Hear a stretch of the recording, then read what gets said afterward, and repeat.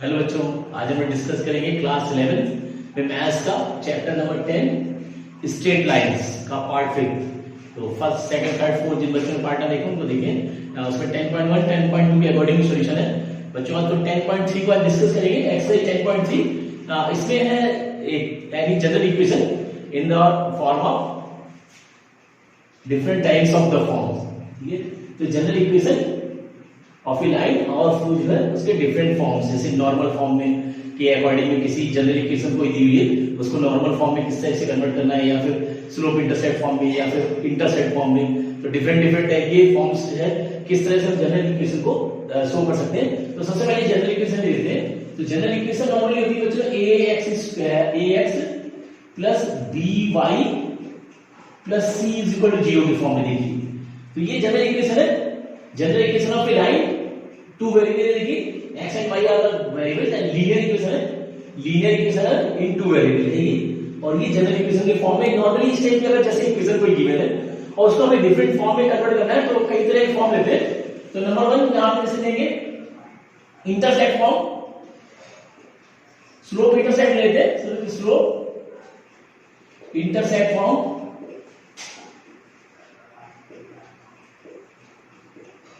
तो बच्चों slope intercept form होता है जो y is equal to mx plus c, ये है स्लोप इंटरसेप्ट फॉर्म। तो इसके अकॉर्डिंग इस जनरल इक्वेशन ऑफ लाइन को हमें जो है इंटरसेप्ट फॉर्म में किस तरह से कन्वर्ट करेंगे।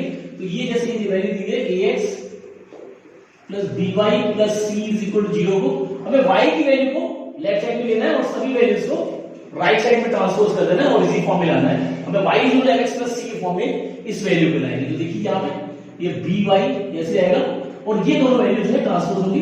तो minus ax minus c this value and y is equal to minus a upon bx minus c upon d। तो ये जो आ गई ये जो है स्लोप इंटरसेप्ट फॉर्म आ गया। अब दोनों का अगर कंपेयर करें तो यहाँ पे n जो है वो माइनस a अपॉन b होगा। ये slope of the line, slope of line जो बनेगा n is equal to minus b upon a। और सेकेंडली c जो है वो c जो होगी माइनस c अपॉन b, ये जो है y इंटरसेप्ट यानी स्लोप ऑफ लाइन बनेगा। Slope of line is equal m जो होगा वो माइनस a अपॉन b और y इंटरसेप्ट जो होगा वो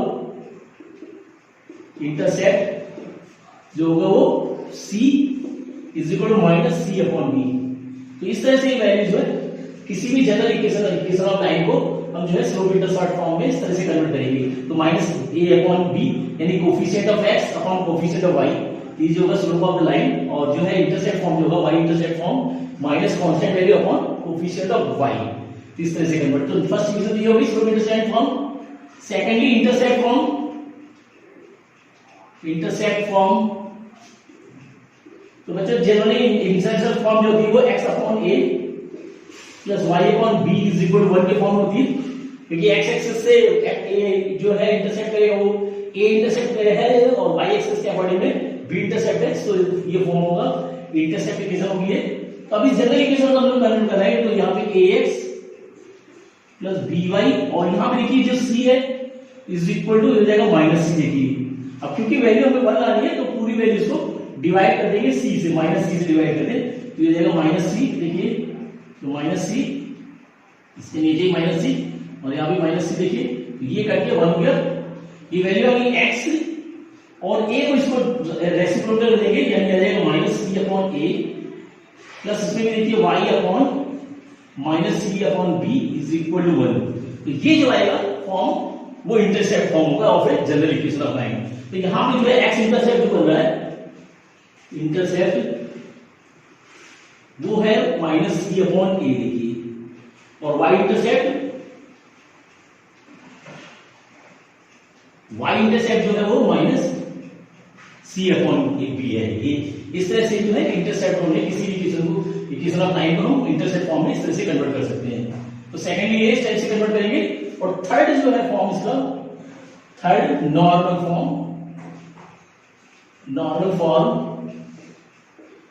बच्चों x cos omega plus y sin omega is equal to p। ये इस तरह से होता है यानी p जो है ये perpendicular distance from the origin to the line और ओमेगा जो है perpendicular line which is make with x positive x axis, angle जो है पॉजिटिव एक्स एक्सिस का जो एंगल बनाएंगे वो ओमेगा ले लेते हैं।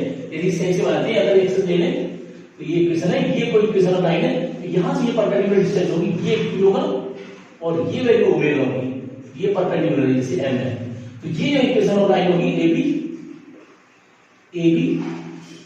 ये इक्वेशन इसकी रहेंगे। तो इसको हमें जनरल इक्वेशन को अगर इस फॉर्म में कन्वर्ट करेंगे तो देखिए हो जाएगा ax प्लस by और plus c is equal to 0 को c को ट्रांसपोज करेंगे यानी ax plus by is equal to minus c, देखिए इस टाइप से। तो ये p जो है माइनस c इक्वल हो गया। अब यहां पे इस फॉर्म में लेना है तो ये देखिए इसी फॉर्म में दोनों सेम आ रहे हैं, तो दोनों ही जो है टू वेरिएबल इक्वेशन है, देखिए xy के फॉर्म में, तो हम दोनों को कंपेयर कर सकते हैं। तो हो जाएगा x upon this value x upon cos omega plus y upon sin omega is equal to this value p minus c upon p, देखिए ये a आ रहा है, यहां पे इसमें b होगा, ये सही से। और यहां पे देखिए इसको कन्वर्ट करने अगर यानी ये आ गया a अपॉन cos ओमेगा, इसको हटाएं यहां पे देखिए, क्योंकि कंपेयर करें तो a ले लें यहां पे, इसको b ले लें, ये सही से ऐसे कंपेयर कर सकते हैं। देखिए तो यहां पे देखिए कंपेयर करेंगे तो a कोफिशिएंट्स दे देते, coefficient a upon cos omega plus b upon sin omega is equal to minus c upon p, तो इस तरह से कंपेयर करेंगे, इक्वल हो गए, तीनों इक्वल हो गए। अब यहां दोनों फर्स्ट और देखिए फर्स्ट और थर्ड को अगर ले a cos omega is equal to minus c upon p, तो यहां पे p की वैल्यू अगर निकालें देखिए तो p जो है आएगा p इज इक्वल टू आएगा minus c cos omega upon a, ये वैल्यू आ रही है, या cos की वैल्यू निकाल लें, cos ओमेगा देखिए जाएगा AP माइनस ले लें अपॉन c, ये देखिए यहां से AP अपॉन c आ जाएगा माइनस AP अपॉन c। इसी टाइप से sin की वैल्यू ले लें यहां से अगर, तो sin ओमेगा हो जाएगा माइनस BP अपॉन c, देखिए इस फॉर्म में आएगा sin ओमेगा की वैल्यू और cos ओमेगा की वैल्यू से, क्योंकि तीनों इसमें सेम लीनियर इक्वेशन बने टू वेरिएबल, तो यहां कंपेयर करके हमने कोफिशिएंट्स को की रेशियो को ले लिया।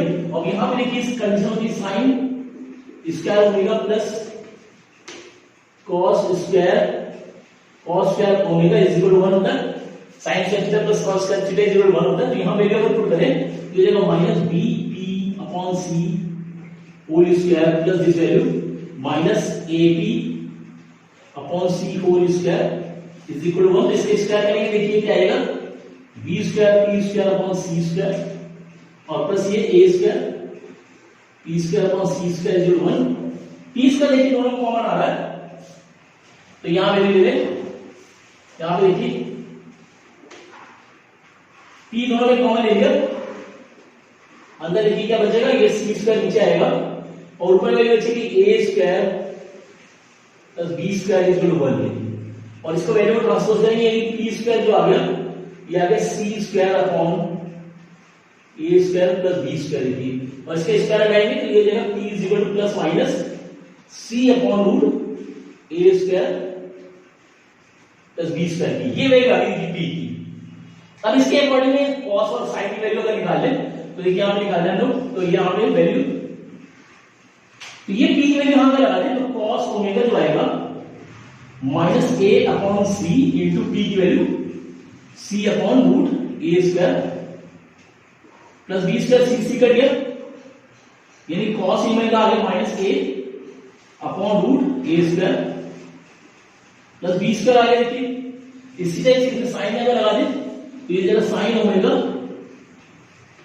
Omega is equal to minus b upon c और p की value c upon root a square plus b square, ये c से कट गया यानी साइन ओमेगा जो आ गया sine omega is equal to minus b upon root a square plus b square आ गया। ये वैल्यू जो आएगी p की वैल्यू आ गई और cos की वैल्यू और sin की वैल्यू, इस तरह से हम रिप्रेजेंट कर सकते हैं, यानी किसी भी जनरल इक्वेशन को हम इक्वेशन ऑफ लाइन को हम नॉर्मल फॉर्म में इस तरह से कन्वर्ट कर सकते हैं। तो p की वैल्यू जो होगी plus minus c upon root a square plus b square की होगी, cos ओमेगा जो होगी minus c upon root a square plus b square और sin omega minus b upon root a square plus b square, plus minus लगा सकते हैं c की जगह लगाना चाहे तो ये माइनस प्लस जाएगा, वैल्यू पलट जाएगी। तो इस तरह से ये अकॉर्डिंग में तीन ये फॉर्म है लाइन की, जो किसी भी जनरल इक्वेशन, कोई भी equation of line to value दी हम उसको किस तरह से स्लोप इंटरसेप्ट फॉर्म में कन्वर्ट कर सकते हैं, या इंटरसेप्ट फॉर्म में, या फिर नॉर्मल फॉर्म में कन्वर्ट कर सकते हैं। एक आइडेंटिटी और यूज करेंगे, तो पहले इनको नोट करें, प्रॉपर्टीज को नोट करें, वो प्रॉपर्टी डिस्कस करते हैं, उसके बाद जो है 10.3 एक्सरसाइज के सॉल्यूशन लगाएंगे। नेक्स्ट बच्चे प्रॉपर्टीज जो यूज होनी है वहां पे, तो वो है perpendicular distance, perpendicular distance of A point from A line. तो ये है, देखिए, तो जैसे नॉर्मल हम लोग ले कार्टेशियन प्लेन ले लेते, एक्स वाई प्लेन देखिए, और यहां से कोई एक लाइन इधर दी हुई है, समझ कर ये लाइन कोई दी है ए बी, और इसकी इक्वेशन जो है A X plus B Y plus C zero zero है, और यहां कोई पी पॉइंट दिया हुआ है, इससे ये परपेंडिकुलर डिस्टेंस निकालते हैं, तो ये परपेंडिकुलर हो गया, तो ये जो डिस्टेंस होगी इसको डी ले ले, और इसके कोऑर्डिनेट जो दिए हुए हैं x1 y1 अगर दिए हैं, तो ये जो होगी डी, यानी परपेंडिकुलर डिस्टेंस जो होगी, यानी डी जो होगा वो mod a x1 plus b y1 plus c upon root a square plus b square होगा। तो ये फॉर्मूला यूज होना है। तो perpendicular distance from a point to the line, तो ये परपेंडिकुलर डिस्टेंस को डी हमने डी मान लिया, तो ये वैल्यू है pm, जैसे बोल सकते हैं pm perpendicular distance from a point to the line. तो ये इसका फॉर्मूला इस तरह से यूज करेंगे ax1 plus by1 plus c upon root a square plus b square. तो फर्स्ट तो ये, और अगर ये पॉइंट ओरिजिन से अगर ड्रॉ की जाए, तो अगर पॉइंट जो है परपेंडिकुलर डिस्टेंस अगर निकाले, परपेंडिकुलर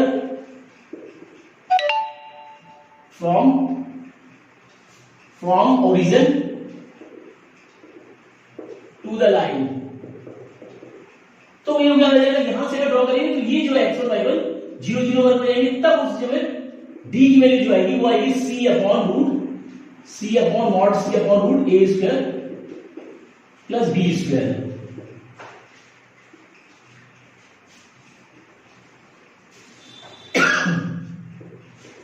क्योंकि ओरिजिन के कोऑर्डिनेट 0 0 होंगे, यहां से अगर ड्रॉ करें तो ओरिजिन के कोऑर्डिनेट होंगे 0 0, तो उस कंडीशन में ये वैल्यू 0 हो जाएगी। देखिए a इंटू 0 यानी 0, b इंटू 0 यानी 0, यानी बचेगा c upon root a square plus b square. तो ये सेकंड कंडीशन बनेगी। और थर्ड जो है डिस्टेंस परपेंडिकुलर बोलेंगे, perpendicular distance between the two lines, between the two parallel lines.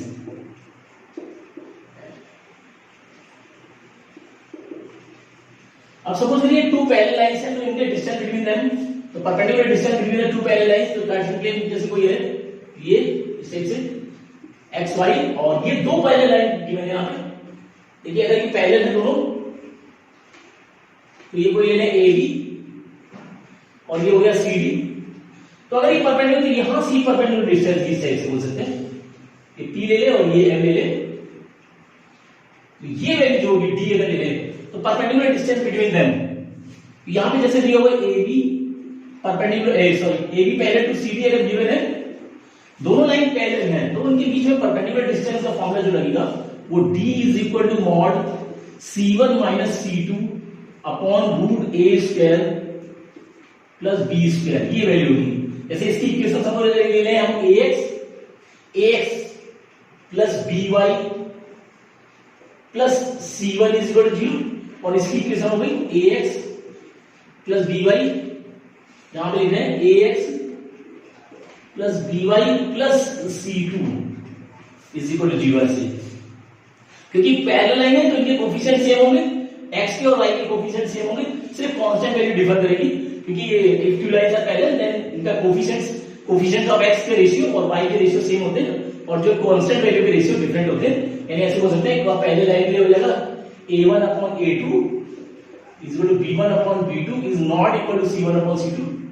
ये कंडीशन होती है पैरेलल लाइन की। देखिए पैरेलल लाइन की कंडीशन होती है a1 upon a2 is equal to b1 upon b2 is not equal to c1 upon c2, यानी x के कोफिशिएंट और y के कोफिशिएंट सेम होंगे, कांस्टेंट वैल्यू जो है डिफर होगी, तो उस कंडीशन में जो है distance between the two perpendicular distance between the two parallel lines are d equal to c1 minus c2 upon root a square plus b square. तो ये कुछ प्रॉपर्टीज हैं जो यूज होनी है इस एक्सरसाइज में और इनको नोट करें। इसके अकॉर्डिंग में एक्सरसाइज 10.3 के सॉल्यूशन को डिस्कस। फर्स्ट क्वेश्चन दिया हुआ है यहाँ पे, reduce the equation into slope intercept form and find the slope and y intercept. तो ये स्लोप फाइंड करना, y इंटरसेप्ट फाइंड करना। सबसे पहले स्लोप इंटरसेप्ट फॉर्म इसको कन्वर्ट करेंगे। तो देखिए दो सॉल्यूशन मैंने लिए हुए, फर्स्ट और सेकंड दोनों लिए हुए। तो देखिए इंटरसेप्ट फॉर्म जो होता है स्लोप इंटरसेप्ट फॉर्म, तो is y is equal to mx plus c। इस फॉर्म में देखिए इस इक्वेशन को लाना है, ये हो जाएगा x plus 7y is equal to 0। देखिए तो y का टर्म लेना है, यानी हो जाएगा 7y और ये x माइनस ट्रांसपोज होगा और प्लस 0 क्योंकि c नहीं दिया हुआ तो 0 ले लेंगे। 7 से डिवाइड कर देंगे तो ये आ जाएगा 7 से पूरी इक्वेशन डिवाइड कर दें तो y इज इक्वल टू आ जाएगा माइनस 1/7 x प्लस 0/7। देखिए तो यहां पे सिर्फ कंपेयर करेंगे। देखिए तो स्लोप क्या आ जाएगा, slope of the line, slope of the line जो आएगा m जो आएगा वो माइनस 1/7 आ गया। देखिए और y इंटरसेप्ट जो ये वैल्यू है यदि इसको 0 बोलेंगे तो y इंटरसेप्ट जो आएगा c, जिसे c से बोलेंगे इज इक्वल टू देखिए क्या है यहाँ पे 0। तो स्लोप जो आएगा माइनस 1/7 कोएफिशिएंट ऑफ x और जो है y इंटरसेप्ट कांस्टेंट वैल्यू, तो कांस्टेंट वैल्यू 0.7 यानी 0। तो इस तरह से ये रहेगा। तो ये तो फर्स्ट क्लियर। इसके सेकंड टेबल दिया हुआ, सेकंड को भी कन्वर्ट करना है तो ये दिया 6x plus 3y minus 5 is equal to 0 देखिए दिया हुआ। क्या 5 को जो है ये सभी वैल्यूज को ट्रांसपोज करेंगे तो ये जाएगा 3y इज इक्वल टू और ये ट्रांसपोज होगा माइनस 6 से और 5 प्लस के 5 हो जाएगा। देखिए माइनस 5 है तो प्लस हो गया। ये पूरी इक्वेशन को 3 से डिवाइड कर दें तो ये आ जाएगा 3 से डिवाइड किया तो ये आएगा y is equal to minus 6/3x plus 5/3 ये कट गया देखिए 2 यानी इक्वेशन आ गई y is equal to minus 2x plus 5/3। देखिए ये वैल्यू आ गई इस फॉर्म में, y equal to mx plus c form में। तो स्लोप जो आएगा therefore slope of the line m is equal to देखिए क्या आ रहा है कोएफिशिएंट ऑफ x यानी -2 आ रहा है और y इंटरसेप्ट जो आ रहा है जो c बोलेंगे तो वो आ रहा है 5.3। तो ये आएगा 5.3। तो इस तरह से सॉल्यूशन को कन्वर्ट कर लेना है। पहले स्लोप इंटरसेप्ट फॉर्म में कन्वर्ट करें और उसके बाद जो है y is equal to mx plus c जो general equation of slope intercept form की है उससे जो है कंपेयर करके स्लोप m यानी स्लोप ऑफ द लाइन और जो है y इंटरसेप्ट यानी कांस्टेंट वैल्यू को कंपेयर करके निकालना है। इस तरह से करना है फर्स्ट सॉल्यूशन। बच्चों देखिए सेकंड क्वेश्चन ये है reduce the equation into intercept form में और क्या फाइंड करना है intercept of their axes. Axes के अकॉर्डिंग वहां पे एक्सेस फाइंड करना है, इंटरसेप्ट फाइंड करना है। तो देखिए सॉल्यूशन में तो यहां पे इंटरसेप्ट फॉर्म जो होता है वो intercept form of the equation यानी x upon a plus y upon b is equal 1 ये होता है। देखिए a जो है ये x इंटरसेप्ट है और b जो है y इंटरसेप्ट है। तो इसके अकॉर्डिंग पहले इस इक्वेशन को कन्वर्ट करेंगे। तो ये इक्वेशन ये फर्स्ट के लिए देखिए 3x plus 2y minus 12 is equal to 0। तो सबसे पहले जो है कांस्टेंट वैल्यू को ट्रांसपोज करेंगे यानी आएगा 3x plus 2y is equal to 12। अब यहां देखिए 1 आना चाहिए यानी पूरी इक्वेशन को 12 से डिवाइड कर दें तो क्या आ जाएगा 3x upon 12 plus 2y upon 12 is equal to 12 upon 12। देखिए तो ये करेगा 1 आ गया, 3 से काटेंगे 4 टाइम्स, 2 से काटेंगे इसको 6 टाइम्स यानी वैल्यू आ गई x upon 4 plus y upon 6 is equal to 1। अब इसको देखिए कंपेयर करें x upon a plus y upon b is equal to 1 के फॉर्म में आ गए। तो देयरफॉर x इंटरसेप्ट क्या आएगा देखिए x इंटरसेप्ट जो आ गया वो 4 आ गया और y इंटरसेप्ट जो आ गया वो 6 आ गया। तो इस तरह से पहले इस फॉर्म में कन्वर्ट करें जनरल इक्वेशन को इक्वेशन ऑफ लाइन को और उसके बाद जो है इंटरसेप्ट निकाल सकते हैं यहां पे। इस तरह से इसीलिए सेकंड में किया यहां पे तो ये दिया हुआ है 4x minus 3y equal 6 given है। अब यहां 1 लाना है तो पूरी इक्वेशन को 6 से डिवाइड कर दें तो देखिए क्या आएगा 4x upon 6 minus 3y upon 6 is equal to 6 upon 6। ये कट गया 1 आ गया। देखिए यहां पे इसको काटेंगे तो 2 3 ये कटा 1 2 तो वैल्यू आ गई 2x अपॉन 3 और ये देखिए माइनस यहां पे minus Y upon 2 is equal to 1। तो यहां पे यानी कि कोफिशिएंट कुछ भी होना चाहिए, नहीं 2 को नीचे ले सकते, यानी इसको लिख सकते हैं x अपॉन p अपॉन 2, और यहां पे क्योंकि प्लस होना चाहिए y के साथ, तो ये माइनस में 2 के साथ आ जाएगा, यानी आ जाएगा y upon minus 2 is equal to 1। इस टाइप फॉर्म में आगे देखिए, ये a हो गया x upon a plus y upon b is equal to 1, यानी x इंटरसेप्ट जो आया वो x इंटरसेप्ट जो आ गया वो आ गया 3 अपॉन 2, और y इंटरसेप्ट जो आ गया वो -2। तो ये इस सबसे पहले क्या करना है कि इक्वेशन ऑफ लाइन को स्लोप इंटरसेप्ट फॉर्म में कन्वर्ट करना है, उसके बाद x के नीचे जो वैल्यू आएगी वो x इंटरसेप्ट और y के नीचे जो आएगी वो y इंटरसेप्ट, तो इस तरह से शो कर देना है। तो ऐसे सॉल्यूशन होंगे। तो देखिए थर्ड क्वेश्चन ये होगा, रिड्यूस द नॉर्मल फॉर्म इसको रिड्यूस करना है इक्वेशन को, and find their perpendicular distance from the origin and angle between the perpendicular and the positive x axis. ये वैल्यू निकालिए, तो परपेंडिकुलर डिस्टेंस निकालिए। तो यहां पे देखिए सॉल्यूशन में सबसे पहले नॉर्मल फॉर्म जो होता है इक्वेशन का होता है x cos omega plus y sin omega is equal to p। जो p जो है वो p जो है ये परपेंडिकुलर डिस्टेंस है, perpendicular distance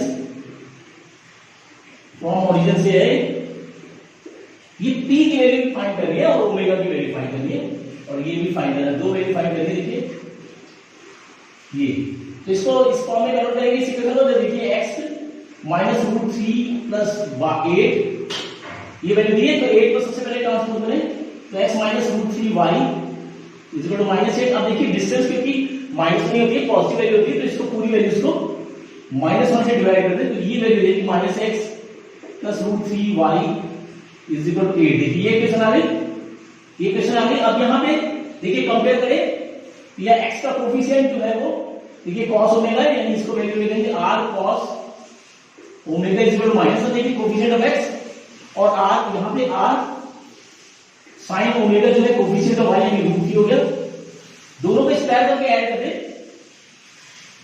squaring and adding, क्योंकि हमें r और ओमेगा दोनों में फाइंड करनी है, तो हो जाएगा r square cos square omega और प्लस इसका square r square sin square omega is equal to -1 का स्क्वायर और प्लस ये रूट 3 का स्क्वायर। देखिए इन दोनों को स्क्वायर करके ऐड करेंगे, लेफ्ट साइड अलग स्क्वायर करके ऐड किया और राइट साइड अलग, तो ये इसमें से देखिए r स्क्वायर कॉमन आ रहा है, तो ये बचेगा cos स्क्वायर यानी 1 हो जाएगी, देखिए cos square omega plus sin square omega, क्योंकि r स्क्वायर बाहर चुका है, इन दोनों का सम 1 होगा, cos square sin square theta plus cos square theta is equal to 1, और यहां पे 1 माइनस 1 का स्क्वायर 1 और रूट 3 का स्क्वायर 3, तो ये बन गया, यानी r स्क्वायर की वैल्यू आ गई 4, यानी r जो आ गया वो 2 आ गया, क्योंकि माइनस वैल्यू हमें नहीं लेनी है, प्लस वैल्यू लेनी है, तो r की वैल्यू आ गई 2। यहां पे देखिए अब यहां पे ये जो वैल्यू दी है, यहां पे वैल्यू लगा दें r की वैल्यू, तो यहां पे cos की वैल्यू देखिए क्या आ गई, यानी आ गया देयरफॉर cos ओमेगा आ गया -1/2, देखिए तो r नीचे आएगा तो -1/2 r की वैल्यू आ गई। सेम इसमें भी देखिए, तो ये आ गया sin omega is equal to क्या आ गया रूट 3/2, देखिए ये वैल्यू आ गई। अब इसमें से हमें ओमेगा फाइंड करना है कि कहां पे होगा, देखिए तो हम इसको डिवाइड करते हैं, तो sin omega upon cos omega, तो sin वैल्यू रूट 3/2 और ये -1/2, तो 2 से 2 कट गया, देखिए ये आ गया 10 ओमेगा इज इक्वल टू -√3, देखिए ये वैल्यू आ गई। अब यहां इसको लिख सकते हैं 10 omega is equal to minus और √3 की वैल्यू जो होती है वो 1060 डिग्री होती है, देखिए -15 ले लें, यानी आ गया 10 ओमेगा इज इक्वल टू आ जाएगा 10 ब्रैकेट में -60, देखिए -60 है, यानी कि ये सेकंड क्वाड्रेंट में लाइज करेगा, इसको कन्वर्ट करेंगे सेकंड क्वाड्रेंट में, 10 ओमेगा इज इक्वल टू आ गया 10, इसको लिख सकते हैं 180 माइनस 60 डिग्री, क्योंकि 180 में टेंजेंट चेंज नहीं होगा, इसलिए 180 के अकॉर्डिंग लिया, तो ये वैल्यू जाएगी 10 omega is equal to 10 120 minus 60 यानी 120 डिग्री, तो 10 हटाएंगे यानी ओमेगा की वैल्यू आ गई 120 डिग्री, तो ओमेगा की वैल्यू देखिए आ गई, यानी ये angle of the perpendicular from the positive x axis is equal to 120 degree, यानी ओमेगा को लिख सकते हैं, इसको लिख सकते हैं 2 पाई अपॉन 3, देखिए तो 180/3 यानी 1 प्लस किया जाएगा 60 into 2 यानी ओमेगा की वैल्यू 2π/3 आ गई। ये कंडीशन है। तो perpendicular distance from the origin निकालना है, तो ये इस इक्वेशन में डिवाइड कर दें dp2 से। तो ये परपेंडिकुलर डिस्टेंस यानी p की वैल्यू जो आएगी परपेंडिकुलर डिस्टेंस p की वैल्यू आ गई 8/2, 8/2 लगाएंगे यानी कट गया 2 यानी 4, यानी p की वैल्यू आ गई 4 और ओमेगा की वैल्यू आ गई। तो देयरफॉर इक्वेशन जो बनेगी, इक्वेशन बनेगी x cos ओमेगा की जगह 2π/3 plus y sin 2π/3 is equal to 4। ये जो आएगी normal form of the equation आएगी इस तरह से। तो सबसे पहले करना है कि इसको ट्रांसपोज करें परपेंडिकुलर वैल्यूज को। अभी माइनस क्योंकि है तो ये माइनस को यहां से ट्रांसपोज करेंगे तो वैल्यू सबकी साइन चेंज होगा। x cos ओमेगा को coefficient of x equal and y sin r sin omega जो है कोएफिशिएंट ऑफ y के अकॉर्डिंग इसको बात करके ऐड करें ताकि r की वैल्यू आ सके। जब r की वैल्यू आएगी तो यहां पुट करेंगे तो sin और cos की वैल्यू आ गई। अब यहां ओमेगा किस लाइन में किस क्वाड्रेंट लाइन कर रहा है तो देखेंगे यहां पे cos माइनस में sin प्लस में तो इसको tan की फॉर्म में ले लें। तो tan की फॉर्म में माइनस आ रहा है और tan यानी सेकंड क्वाड्रेंट में होगा क्योंकि माइनस में। तो सेकंड क्वाड्रेंट के अकॉर्डिंग वैल्यू चेंज करें तो ओमेगा की वैल्यू आएगी। और परपेंडिकुलर डिस्टेंस निकालना है तो p और 2 से डिवाइड कर दें तो ये वैल्यू आएगी परपेंडिकुलर डिस्टेंस। क्योंकि यहाँ पे r के साथ दिया हुआ देखिए तो परपेंडिकुलर डिस्टेंस आएगी, उसके अकॉर्डिंग p की वैल्यू 4 आ जाएगी। तो इक्वेशन जो बनेगी नॉर्मल फॉर्म में x cos 2π/3 plus y sin 2π/3 is equal to 4, यानी p जो है p यहाँ पे 4 है। तो इस तरह से ये कन्वर्ट करना है। अच्छा सॉल्यूशन है, नोट करें इसको।